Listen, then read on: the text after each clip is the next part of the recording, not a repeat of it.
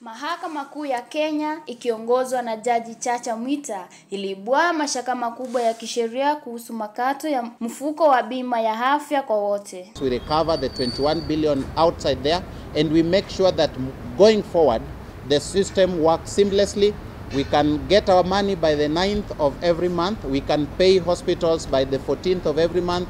All the employees in this country, whether in the public or the private sector, can get the services that they are consuming without a hiccup, without being locked out of the system. Kwa mujibu wa mahakama, ushuru wa 2.75% unaokatwa kutoka kwa mshahara kamili ni sawa na kutozwa kodi mara mbili, jambo ambalo limepigwa marufuku wazi na sheria ya kodi ya mapato. Katika uamuzi wake, Jaji Mwita alielezea kuwa mara tu ushuru wa PAYU unapokatwa kutoka kwa mapato ya jumla, makato ya SHIF kutoka katika kiwango hicho yanakuwa kodi ya ziada isiyo halali. Ingawa mahakama kusimamisha makato hayo, uamuzi huo umeangazia wasiwasi mkubwa wa kikatiba kuhusu usawa wa haki ya mali, hasa kwa wafanyikazi wa mishahara. Kwa wafanyakazi wengi, mjadala huu umeibua swali kuu: je, ni haki kutozwa kodi mara mbili kwenye mapato yale yale? Nikiripotia runinga ya TAS, langu jina Minye Khaan.